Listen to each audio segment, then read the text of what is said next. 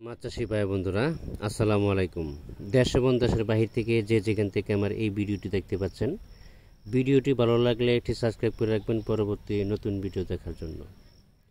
যারা শোল মাছের পোনা সংগ্রহ করতেছেন, বিশেষ করে সরাসরি ফিট খাওয়ে তারপরে মাছের পোনা সংগ্রহ করবেন, কারণ এখানে অনেকেই শোল মাছের পোনা সংগ্রহ করতেছেন। চাষি ভাইরা, আপনাদেরকে শোল মাছও বা টাকি মাছও মিস্টেক করে আপনাদেরকে দিয়ে দিচ্ছে, আপনারা বুঝতে পারতেছেন না। আর শোল মাছের ভিতরে টাকি মাছ যদি একত্র করে রাখা হয়, তাদেরকে যদি ফিট খাওয়া অভ্যস্ত করা যায়, অবশ্যই ফিট খাবে। কিন্তু আপনি যেটা সংগ্রহ করবার ইচ্ছা, বা আমি যদি শোল মাছের পোনা সংগ্রহ করার ইচ্ছা থাকে, শুধু শোল মাছই সংগ্রহ করব। আর যদি টাকি মাছ সংগ্রহ করার ইচ্ছা থাকে, তো টাকি মাছই সংগ্রহ করবেন।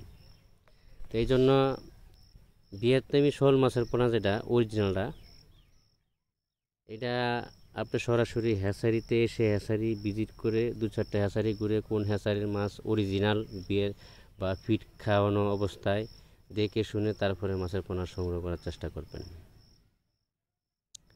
অবশ্যই ফার্স্ট গ্রেডিংয়ের মাছের পোনা সংগ্রহ করতে হবে, যেটা আপনার বড় ব্রড মাছ থেকে উৎপাদিত। হাতের আঙুল তো ফার্স্ট এক সমান না, মাছের মধ্যে ছোট বড় আছে, ব্রড মাছের মধ্যে ছোট বড় আছে। শোল মাছের পোনা সংগ্রহ করার সময় বড় ব্রড মাছ থেকে যে উৎপাদিত পোনাগুলো আছে, এই ধরনের মাছের পোনা সংগ্রহ করার চেষ্টা করবেন। তাহলে আপনার রেজাল্ট ভালো হবে, দ্রুত বড় হবে, অল্প সময়ের ভিতরে মাছগুলো বাজারে বিক্রি করার উপযুক্ত হবে।